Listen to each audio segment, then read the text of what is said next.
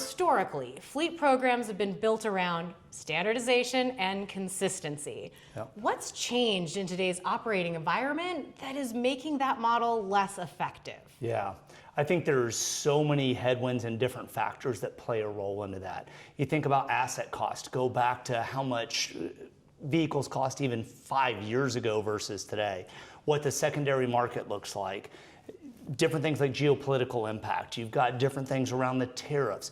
There are so many things that cause complexities to get even more complex. And so from that perspective, I think fleets today are looking for solutions. Now, there is a place for people to have standardization, right? If you've got a set business use case that makes sense and you can operate underneath that, that's great. And to be honest, most of the best fleets operate with some standardization, with some customization on top of that. And that is really the one where the magic happens. And having a fleet partner that understands that and doesn't try to put you in a one-size-fits-all box is really the ones that do right for the customer and the customer focused first. And so I think that's really where we try to live. I think everything, when you look at that, we saw this. I was around in 2008, 2009, 2010, when some really bad things happened economically, and fleets suffered really just as much or more than many other industries when it came into that. And I think there was a lot of kind of businesses that were standardized, and they came out on the wrong side of that. It wasn't uncommon for me to drive past customers and they had a one-size-fits-all solution, and they had 100 vehicles parked in a parking lot that they couldn't get rid of, they couldn't use, they were underwater on them. And so there was a lot of different things that were out of their control that they suffered because they had a standardized program. I think one of the things that the smartest fleet operators do is they have a mix of all the above. It's ownership, it's leasing, it's rental. It's making sure that they have flexibility so that no matter what external headwinds they face, they can make the smart decisions for their business. And that can get incredibly complicated. You don't want them to go completely the other direction with too much customization and too many options. So I could see why having a partner that understands what makes things fit and kind of keeps them going the right direction would be really helpful. Absolutely. And I think if you try to put someone into a one-size-fits-all box, you come from a single source direction that probably benefits me more than you.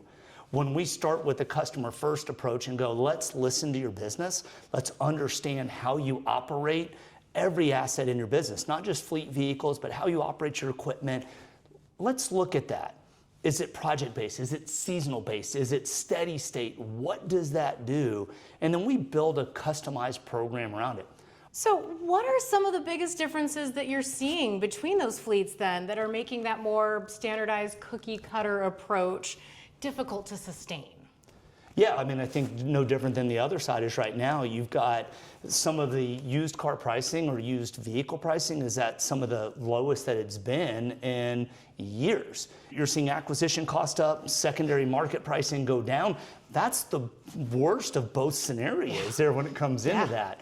And so having flexibility that allows people not to do in that one-size-fits-all, such as leasing, financing, anything along those lines. Maybe a rental solution makes sense because the project is only 6 months out of the year.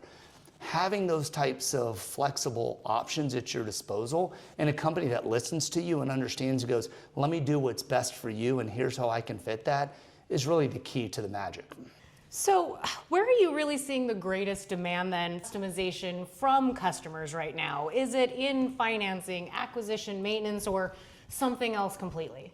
I think it's all the above. And the reason is that historically in our industry, you have, let's just say banks, they do one thing, right? They're gonna finance it. Then you have fleet management companies that more than likely are just gonna do any kind of just leasing. Or they may offer rental, but it's separated from their leasing deal. And so you've got different sales team, different trying to facilitate what that is. So it really becomes complex, and quite honestly, the customer is the one who suffers on the end. We've actually looked at that from a holistic side and go, hey, if I could have a single person who's consulting you in your business, who could offer you and execute on anything your business needs, whether it's financing, leasing, rental, services, and support, in a single source that allows you to have a very streamlined process, that's a difference. How do you balance flexibility for individual customers then while still maintaining those operational efficiencies that come from a standardized process? Sure. I think the biggest thing there is it starts with our leadership team. We have a team that understands exactly where we're trying to go, and every day they work to figure out how to meet the needs of the customer while streamlining it on the back. Don't get me wrong, there's some under the water turbulence that happens at times. There's some of those that we pressure test and we bust the pipe, but we get better on the other end of that. And inevitably, our customer first approach allows us to stay focused on what we want to do. Don't get me wrong, again, sometimes it's very hard to execute on that, but our main thing is make sure the customer doesn't feel that, and we can execute on that. And we're always transparent internally and externally with the customers of, hey, this is what makes sense, this is what we could do today, this is what we may be able to do tomorrow. So I think it starts with honesty, it ends with communication, transparency, and that's how we operate that. So 5 years from now, do you think fleet management programs are going to become even more customized, or are we going to see a return to more of a greater level of standardization driven by technology and data, perhaps? Yeah, I think technology and data is always going to be there. And in fact, the data sources with using AI and everything is always going to be there. That is a standard to play to operate an efficient fleet. But the customization of how you use assets and everything else is never going to go away. You don't turn back the clock on that. Once people get a taste for that and go, oh my gosh, I can do this and it benefits my business because of this. Yeah. You don't unwind that. So I think inevitably, the great savvy fleets and fleet management companies of what we can provide to customers is we bring in those great data sources. We help digest the data for them. We build that into a flexible program. And when we're at our best, we can look at a customer and go, this is how you're operating today. This is how we recommend that to change. And here's the data that supports why you need to change that. And when we can benefit the customer, we build lifelong loyal customers that stay with us. I think it goes back to the beginning of the conversation too, that there might not be a one size fits all. It might not be all customization, or some still really need that standardization. And so It's really what that fleet needs for their business case at the end of the day. Yeah, absolutely. There is standard operating procedures, there's standard cadences, everything else that comes in that. But what we've seen before is you put that into the box. Hey, I'm going to do a lease for this period of time, set to this residual. But what happens if the market shifts and you have a better chance partway through that lease to make a strategic deal that benefits the customer because of the equity that they've gained in that?